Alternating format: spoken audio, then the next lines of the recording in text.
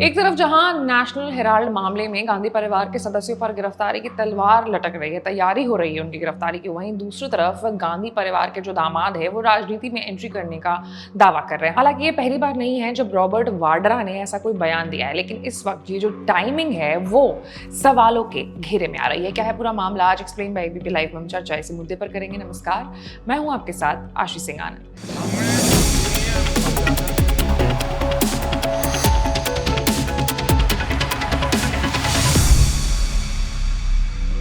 कांग्रेस नेता प्रियंका गांधी के पति और बिजनेसमैन रॉबर्ट वाड्रा को ईडी ने हरियाणा लैंड स्कैम से जुड़े मनी लॉन्ड्रिंग मामले में आज 17 अप्रैल को फिर से पूछताछ के लिए बुलाया है। इससे पहले भी ईडी ने मंगलवार और बुधवार को रॉबर्ट वाड्रा से कई घंटों तक सवाल जवाब किए थे।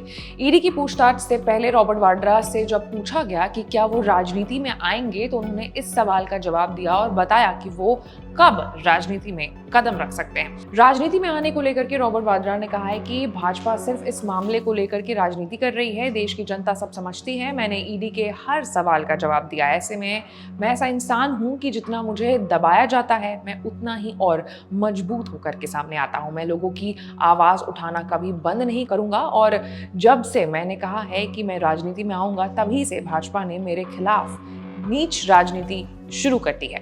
लोग चाहते हैं कि मैं राजनीति में आऊं, मैं जरूर राजनीति में आऊंगा और कांग्रेस को मजबूत करूंगा। मैं जनता की बात उठाना बंद नहीं करूंगा।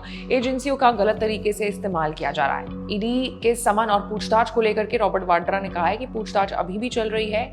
ये वही पुराने सवाल हैं जिनका जवाब मैं 2019 में दे चुका हूं। इनका कोई ठोस आधार नहीं है। मैंने कुछ भी गलत नहीं किया है। खुद भाजपा के मुख्यमंत्री मनोहर लाल खट्टर ने मुझे इस मामले में 2 बार क्लीन चिट दी थी, तो अब मुझे क्यों बुलाया जा रहा है।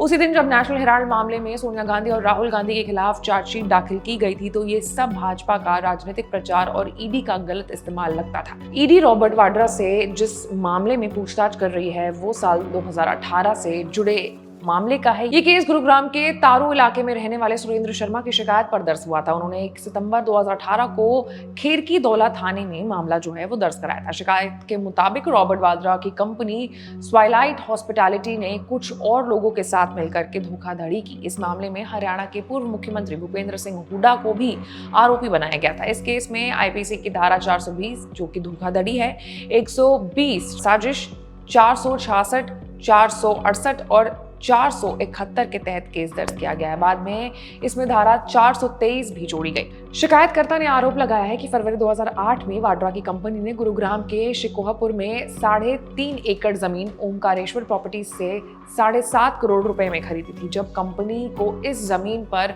कमर्शियल प्रोजेक्ट्स का लाइसेंस मिल गया था, तो उसी जमीन को उन लोगों ने डीएलएफ कंपनी को 58 करोड़ रुपए में बेच दी। ईडी की इस डील में पैसे के लेन देन और अनियमितताओं की जांच जो है वो कर रही है। तो कुल मिलाकर के इस पूरे मामले पर आपकी क्या राय है, आप कमेंट में जरूर बताएं और इस तमाम बड़े खबरों से अपडेटेड रहने के लिए हमारे चैनल को लाइक, सब्सक्राइब और शेयर करना न भूलिएगा।